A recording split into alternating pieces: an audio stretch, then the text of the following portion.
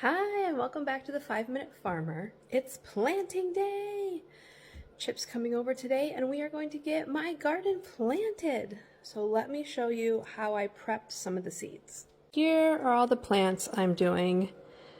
Zucchinis, which squash seeds you want to soak overnight. These are my tomatoes. Summer squash. Jack-o'-lantern pumpkins. Big Halloween fan, so I want to carve pumpkins again. And then peas, 2 different types of beets, and turnips. All right, we are officially outside, starting to get things ready to plant. My dad is here, so let me show you what we've done so far. These are the 2 beds. This front one will be my zucchini and summer squash / crooked net squash. It's the yellow one, whatever you want to call it. The back one will be my pumpkins again. So we're covering these with the landscaping fabric, just because we plant so few plants in here that it'll really help with the weed control.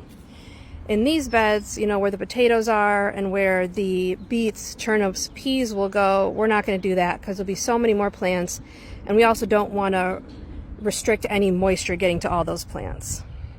So the holes have been cut where we're going to put our plants. The dirt has been mounded.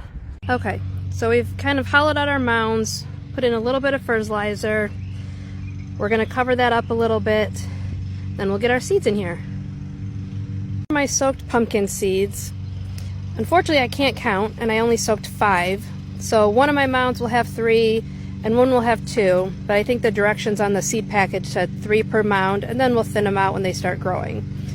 So all I'm going to do here is take it, push it down in there, about, halfway up my finger. I got small fingers, and then just cover it up. So I'll put a few more in this one, and then I'll go do the rest of them. We're going to do the same thing with all of our squash plants. All right, so we're just finishing up our planting. I did help. So we've got 2 rows of turnips, 2 different rows of beets, and then the last 2 rows in this bin are peas. And we just follow the seed package directions for plantings. We will put in a trellis for the peas when they start growing. Then as you can see, we've kind of pulled this bedding away to create these troughs because we don't want too much bedding on top of the little seeds.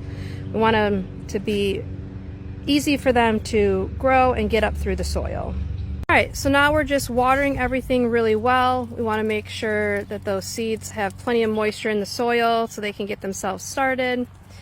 I have lost my hose sprayer, so I will go and get one of those, but in the interim, Chip is just using his thumb, and you don't want too much power. You don't want to blow everything away that you just planted. So gentle rain is what we're going for here. All right, well, we're going to go do my tomato plants, which I do up on my deck. And then there you go. That's my planting for the 2023 season. If you have questions, you can email us at the5minutefarmer@gmail.com. Spell out all the words.